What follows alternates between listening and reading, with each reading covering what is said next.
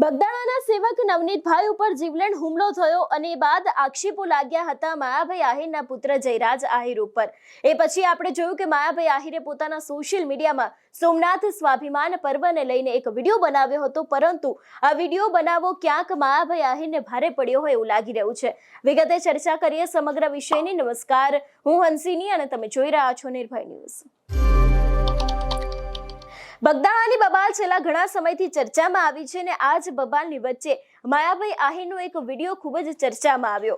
તેમના દ્વારા સોમનાથ સ્વાભિમાન પર્વને લઈને એક આમંત્રણ આપતો વિડીયો બનાવવામાં આવ્યો હતો અને આ જ વિડીયોના કમેન્ટ સેક્શનની અંદર લોકો દ્વારા જયરાજ આહિરને લઈને સવાલો કરવામાં આવ્યા છે। સૌથી પહેલા તો એના ઉપર નજર કરીએ કે લોકો દ્વારા શું લખવામાં આવ્યું છે। આની નીચેની કમેન્ટ જોઈ શકાય છે કે અહીં પણ લખવામાં આવ્યું છે, કરેલા કર્મ તો ભોગવવા જ પડે, આજે નહીં તો કાલે।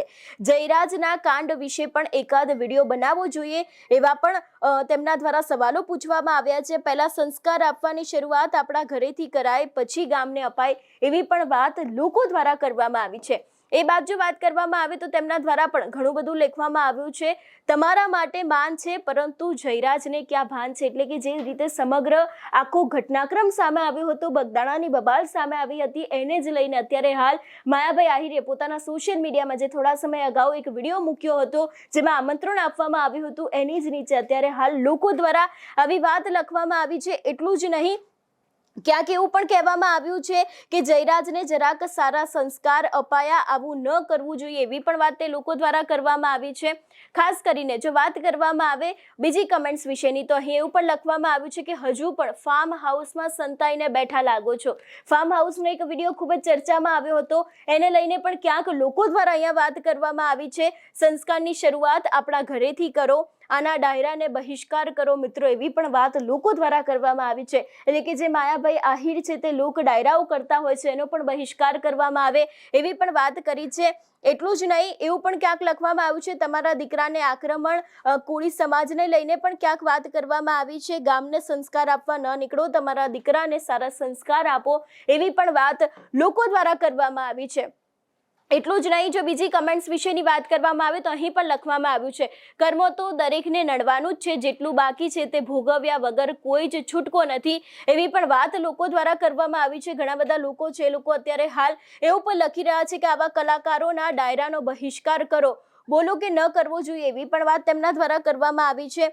એટલું જ નહીં, ક્યાંક અહીં પણ લખવામાં આવ્યું છે, દીકરા બાપનું માથું ગર્વથી ઊંચું કરે એવા હોવા જોઈએ, પરંતુ તમે તો ઘરમાં જ અસામાજિક તત્વને ઉછેર્યો છે, સમાજને સંસ્કાર વાતો શીખવાડો છો, તેવી જ વાતો દીકરાને શીખવી હોત તો આજે કોળી સમાજ તમારો વિરોધ ના કરતો હોત, એવી પણ વાત તે લોકો દ્વારા લખવામાં આવી છે। એટલે કે જે રીતે અહીંયા એવું પણ કહેવામાં આવ્યું છે કે તમારા ઘરમાં પણ ક્યાંક અસામાજિક તત્વનો ઉછેર કર્યો છે, એવું લોકો દ્વારા લખવામાં આવ્યું છે।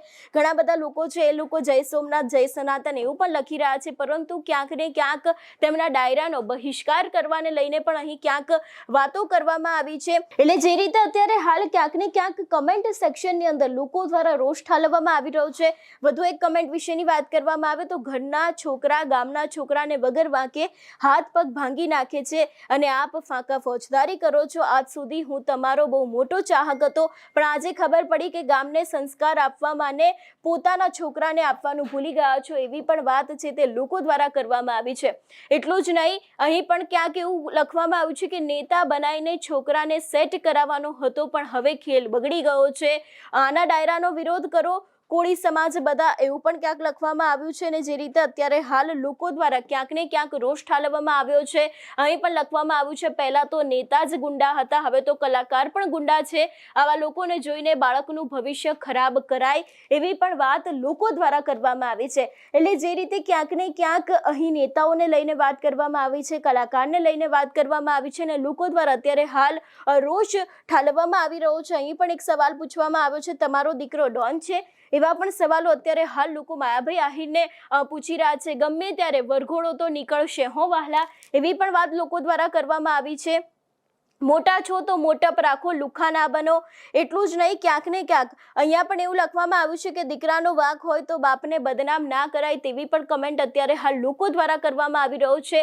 હવે તમને ને જયરાજ આવો મીડિયા સમક્ષ જય જય કોળી સમાજ, એવી પણ વાત લોકો દ્વારા કરવામાં આવી છે. એટલે જે રીતે આ સમગ્ર વિવાદ સામે આવ્યો છે બગદાણાને લઈને, અત્યારે હાલ જે રીતે માયાભાઈ આહિરે પોતાના સોશિયલ મીડિયામાં એક વિડીયો બનાવ્યો હતો સોમનાથ સ્વાભિમાન પર્વના આમંત્રણને લઈને, અને એની જ અંદર ક્યાંક ને ક્યાંક જે લોકો છે એ લોકો રોષે ભરાયા છે. ઘણા બધા લોકો દ્વારા એવું પણ કહેવામાં આવ્યું છે કે તમે અને જયરાજ આહિર છે એ પણ મીડિયાના સમક્ષ આવો. લોકો દ્વારા ઘણી બધી વાતો કહેવામાં આવી છે, ડાયરાના બહિષ્કાર સુધીની વાત કરવામાં આવી છે, અને ક્યાંક એવું પણ કહેવામાં આવ્યું છે કે જે રીતે હવે આગામી સમયમાં વરઘોડો પર નીકળવાની વાત કરવામાં આવી છે. એટલે ક્યાંક માયાભાઈ આહિરે જે વિડીયો બનાવ્યો છે એની જ અંદર લોકો દ્વારા પોતાનો જે રોષ છે એ પણ ઠાલવવામાં આવ્યો છે. તમારું શું માનવું છે આ વિષયને લઈને અમને કમેન્ટ કરીને ચોક્કસ જણાવજો. તેની સાથે અમારી ચેનલ નિર્ભય ન્યૂઝને લાઇક, શેર અને સબસ્ક્રાઇબ કરવાનું ભૂલશો નહીં. નમસ્કાર.